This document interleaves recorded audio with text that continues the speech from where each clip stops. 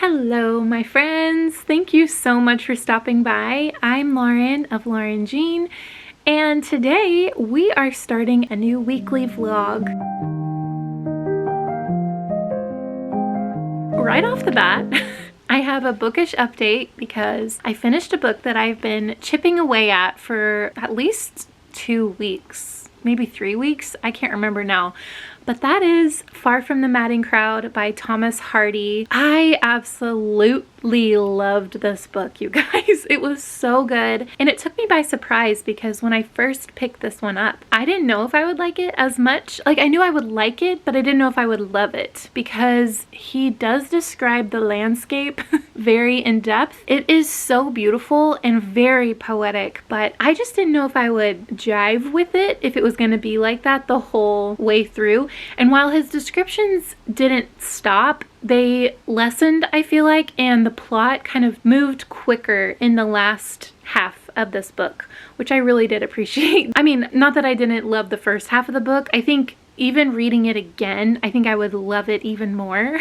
But oh my gosh, this is such a good book. I'm not going to say too much about the plot because I do think it's probably best to go into this pretty blind, but it is following our main character, Bathsheba Everdeen. There is a farmer, Oak, and a farmer, Baldwood, and a sergeant in the military, Sergeant Troy. And so, right at the beginning, you know that Bathsheba is very vain, makes decisions based on that vanity, but also she's so human, and that's something that I really appreciated about his characters. They would frustrate the living daylights out of me because I was like, why are you doing this? What are you thinking? But they're so human. They felt really real, and it felt like they really made decisions that a real person would make. There were times when Bathsheba Everdeen would waffle on her decisions, and it really frustrated me at first, but then I was like, wait, I would do that. I have done that before, and so I just really liked the way he humanized his characters. Something else I really enjoyed about his writing style is the way he named his characters, like Bathsheba. If you don't know, Bathsheba is a person from the Bible. So there's a lot of meaning behind the name Bathsheba, besides just the name itself. But then there's also Gabriel Oak. He was a farmer, and then he's a shepherd. Even the fact that he's a shepherd, there was a lot of biblical themes throughout this book, and I honestly really loved it. It also kind of surprised me because, to my understanding, I think Hardy, is he a Christian or was he a Christian? I don't know. But I also recognized that the Bible was just part of culture in this time, the Victorian era. It would have been references that everyone would have known anyway. So all that to say, the name thing, I really love the way he named his characters, how even Sergeant Troy, you think about Trojan horse is what I think about. So their names have meaning, and you're kind of like, oh, this character is going to be like that because of their name, you know? Gabriel is an angel in the Bible, and Oak, strong like a tree, steady, you know? I just really loved the way he wrote his characters, and the story it sucked me in. I could not stop thinking about this book after about halfway through it. I'm only supposed to read to chapter 28 in January, and it's still January right now when I'm filming this, but I couldn't stop, so I finished it yesterday and I absolutely loved it. I also really love these Barnes & Noble classic editions because they have footnotes, so it's really useful, especially with Hardy, because he is kind of dense with his writing. You could read it and be fine, but I think I would miss a lot if I didn't have these footnotes, because even words that they use as far as farming words or what things mean, I wouldn't know what that is. It was just really helpful. So I think I'm probably gonna, if I get more Thomas Hardy, I'm gonna try to find them in this version, although I do love the Penguin Classic versions of these books.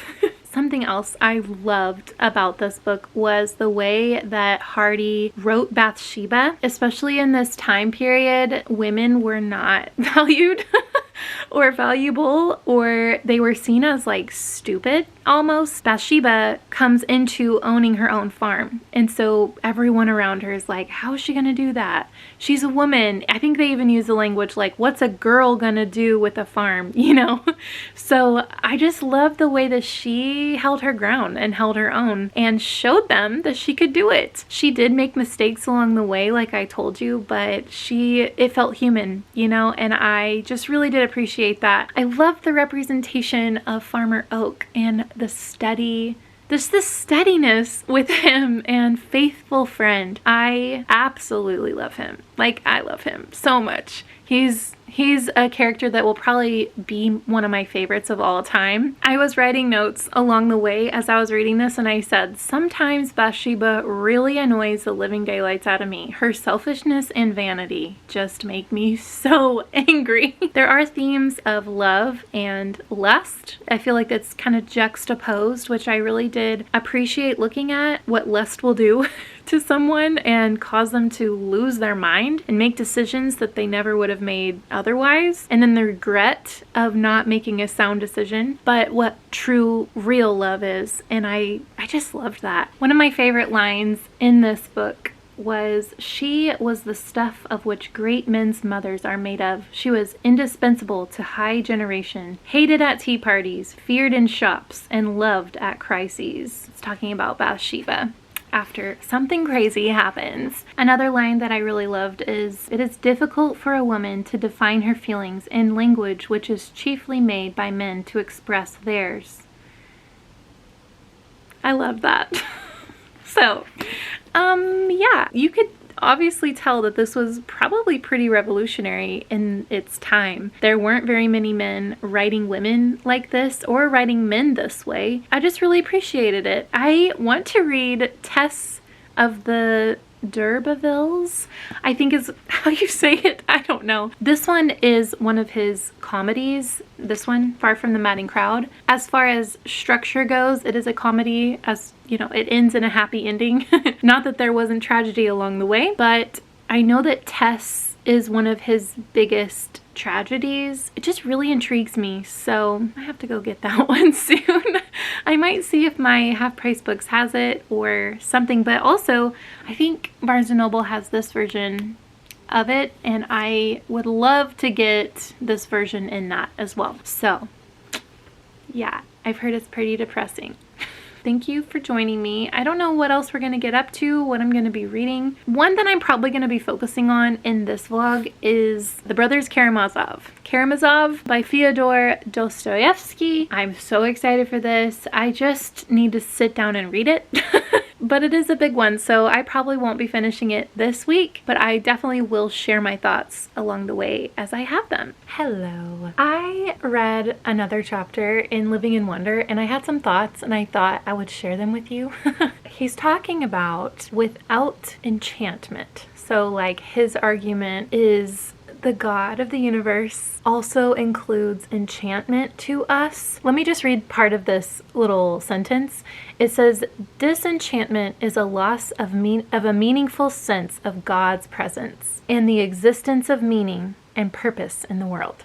So his argument is without the experience of God, not just the knowledge of God or knowing scripture, but the experience of God, it's like a lack of meaning in your existence. He argues in this one chapter that without the experience or enchantment, as he says, of God's presence and like knowing he's with us on this earth, it'll make Christianity die. And I was just pondering that idea because I don't think Christianity will ever die. But then I think about when does it have a kick back up in like culture? Like when does Christianity grow again? And it is after there's been like no enchantment or like lack of experience, I guess, in his presence. That's when revivals happen. And then revivals, if you've done any research on like Christian revivals, lots of times, I'm not saying every time, I don't know everything about everything, but lots of times there's a lot of experience with the Spirit. Like weird things start happening in regards to enchantment, I guess. Like it's more like an awareness of his presence with us. I do think that in my own life, I've seen that when I was dry, walking away from the Lord, just very much in a dark place. It was a re-enchantment moment that happened to me where I read a Bible verse. It was 1 Peter 5:7. It literally shook me to my core because it was like he lifted a veil from my eyes and I was able to experience his love for the first time, I think, in my life, the way that I experienced it. I felt he loved me. And I felt like the knowledge, but also like, no, I know he loves me. And it was like, it changed my life. It changed my life. Anyways, it brought a revival in my life. It turned me around and set me back towards Jesus. I also had more enchantment moments with God. He healed me physically in one moment. It was a kind of a crazy thing. Anyways, so I'm just pondering, and these are my thoughts, so I thought I would share with you. I do think that without the presence of God and the awareness of that, we don't have meaning because we are literally created to be in his presence. Like, that was his original plan with Adam and Eve in the garden. That was our purpose, to be in the garden with God, in his presence. And when sin came into the world, when we sinned, it broke that purpose. And we've been separated. But there are glimpses, like he gives us glimpses here on earth. What we will know fully, if you know Jesus, we will know it fully at the end of our lives when we are with him forever in eternity. But he does give little pockets of glimpses here on earth. And I think that's such a grace because it helps us to know like our purpose. I hope I'm making sense. I don't know if I am, but it's just very interesting. So this book is making me think a lot.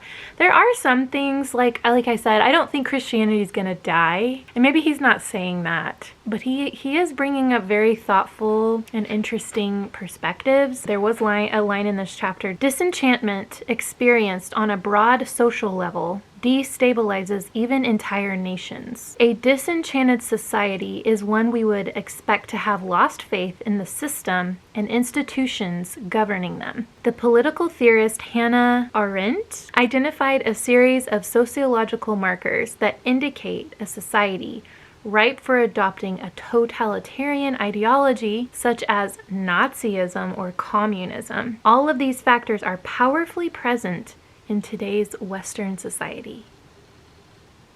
Yikes. Which also makes me think about this book, because this book was written on the cusp of communism or socialism taking over Russia. Dostoevsky was an Orthodox Christian, and he, from what I've heard, I haven't read everything, obviously, this is my first work, but in this book, there's a strong argument of his society was changing so much from Christianity to lack of Christianity, like atheism, into socialism. I'm like, whoa. I'm seeing parallels. But today, Russia, like, I'm praying that there's a revival in Russia now, because I'm like, it's been generations since this happened and the promise of what socialism would bring instead of the presence of the Lord. But there's always this cycle of revival within systems like that, because Jesus doesn't leave us just to our demise. He revives us, you know, that old song, Revive Us Again. So I just am praying that God does a revival. And in America, I'm praying for a revival in America, but I'm also praying like worldwide revival, that we would be enchanted again with God's presence, and that he would show us who he is in a way that we haven't experienced, you know? Because we humans, we do fall so heavy on our experience. It's like our experience is our reality. God knows that. I was listening to a pastor talk about how, and I agree with what he said. He's saying, like, you can't just check your mind at the door. Like, a lot of charismatic churches will say, you gotta check your mind at the door. You're not gonna understand what happens to you here. While I think that partly that's true, like, we can't fully understand what God is doing and who he is and experience that he can give us. We can't understand that fully. We can't control that, you know? But at the same time, we do need to be wise, because the enemy prowls around like a roaring lion seeking whom he may devour. And also he disguises himself as an angel of light. And so I think that's where, I think the book's about to go into that because it's talking about the occult next, the dark enchantment of the occult, because he's a deceiver, right? Like Satan is a deceiver. He makes the spiritual realm cool as far as like new age stuff and like tarot cards and crystals and reading your astrology signs and all of that. But that's darkness. That's not of God. And that's like seeking knowledge outside of the living God. Anyways, these are just thoughts running around in my head. Still really loving this book. He's just making me think so much and I'm loving it. Hello friends, I am not in my car. I'm in my mom's car. My mom has my girls. I am just gonna take a minute for some mommy alone time. You know, I'm gonna go into Mardel. I wanna see if they have the new Felicia Masonheimer book. I love Felicia Masonheimer. I know she has a new book out that I've been hearing such good things about. So I'm gonna see if they have it. Lots of times Mardel will have like discounted prices even on new books, which Mardel is like a Christian bookstore if you don't know that in my area. So I'm gonna go in and see about that and then probably go to a coffee shop or something of that nature and read a little bit of the Brothers Karamazov. I'm excited. I have not made any more progress. I do have one tab. I am really wanting to sit down and read this. I really want to read it with my eyes. I also have the audiobook that will help me stay at a pace, but I want to take it in with my eyes. So this one's gonna take me a while. I can already tell. Let's go into Mardel. If it's not too busy, I'll take you with me.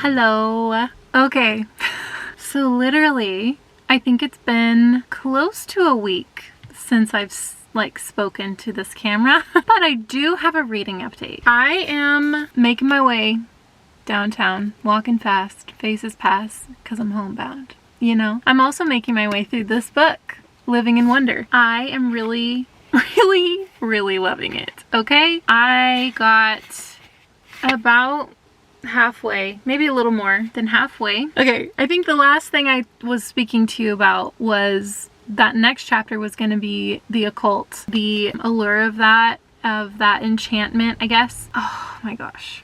Then it goes into, literally, it goes into aliens and the sacred machine. Okay? Apparently, aliens, I mean, I knew this, but also I'm like not a news girl. Okay? So like my friends know all this stuff. My sister knows all these things, both of them, my mom, my husband, they'll like say like, hey, did you see that on the news? And I'm like, nope. Because I don't watch the news, okay? I mean, everyone on this is probably like, yeah, Lauren. I guess the government has acknowledged the truth behind aliens.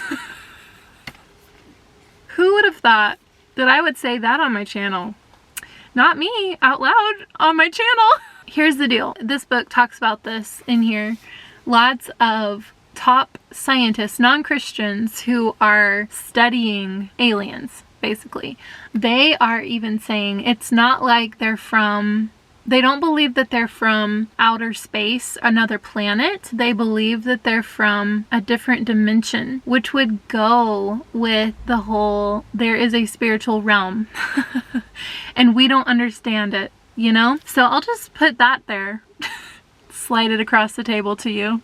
If you want to pick that up, you can. If not, I understand. But at the same time, it's talking about what they are. And I personally believe that aliens are demons. That's just what I believe. I think that they're bringing technology. This is the conspiracy hour apparently, but I believe that they're bringing technology like AI that's talked about in this book. Knowledge that we never should have known. It goes back to the garden. If you know the Garden of Eden story, God tells Adam and Eve, you can have any fruit in the garden to eat. Everything is good, but don't eat the fruit from the tree of the knowledge of good and evil. Then Satan, or the accuser, came and tempted Eve and Adam, who was standing right there. Satan was talking to Eve and said, did he really say? Because I think this fruit's gonna open your eyes. And it's gonna show you things that God doesn't want you to know because He wants to be in control. And so then they did.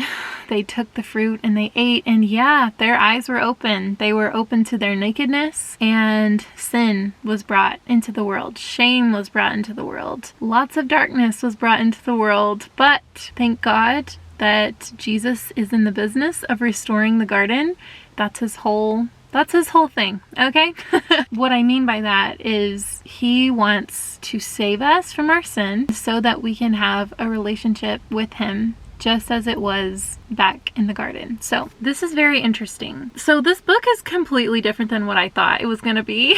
I'm talking about aliens. I didn't think we'd be talking about aliens in this book, but it goes with it. I do think that we're about to get into some of his ideas. It's just interesting. He's coming from an Orthodox perspective, so I really do appreciate that, and maybe I'll learn something. I am a Protestant, but I do find beauty in sacred rituals and in things that people have been doing for thousands of years. I feel a little nervous to share any more in-depth thoughts just because you guys might think I'm actually lost my mind. Okay, I also want to give you an update on the Brothers Karamazov. I am right here, page 160. I honestly have not picked it up very much this week because I just haven't. Not because I haven't wanted to, but I do want to read this quote to you because, wow. It says, "What a shame, for the mind is beauty all over for the heart. Can there be beauty in Sodom? Believe me, for the vast majority of people, that's where beauty lies. Did you know that secret? The terrible thing is that beauty is not only fearful, but also mysterious. Here, the devil is struggling with God, and the battlefield is the human heart. Here, the devil is struggling with God, and the battlefield is the human heart." Whoa, you know, wow. So I am really loving it. I did put tabs up at the top to try to read this in the month of February, but I'm already behind. So I don't know if I'll finish it in the month of February, but I do want to say every time I'm reading this, I am just loving it. There's so much depth, and sometimes I'm like, what? My friend Rachel, who I'm reading this with, she found a YouTube channel that kind of breaks this down chapter, or I guess book by book. And so that's been really helpful to listen to her tell us kind of what we need to know or the background history of it. So I'll try to remember to link that down below in case you're interested in that too. Really enjoying it, like a lot. What else? I also picked up this week, or a tiny bit. I started, I guess, Once Upon a Broken Heart by Stephanie Garber. I literally haven't gotten very far into it, but I am really liking it. It's about this girl, who finds out that her true love, or her love, is getting married to someone else. And so she goes to, in this world, it's like a fantastical world where there's fates, and so she goes to this fate to make a deal. I think there's going to be more strings attached to this deal than what she realizes. So I'm very intrigued, very interested, and I am liking it so far. I really have not gotten much into it, but I wanted to end this vlog here and let you know how much I appreciate you watching this video. I'm sorry if it's a little chaotic. I don't know if it is or not. I'm going to finish editing it tonight. Today is Friday. And I'm hopefully going to get it out to you tomorrow, which is Saturday. But also, it might be Sunday. I don't know. I just pray that God opens your eyes to see the truth of Him today, and also that He enlightens your eyes to see His beauty, His truth, and His goodness, and that is what you become obsessed with. Because out of everything in this life to become obsessed with, He is the only thing worthy of that, and the only thing that will actually fulfill that obsession. Okay, thank you again for watching, and until next time, my friends, I will see you in my next bookish video. Bye!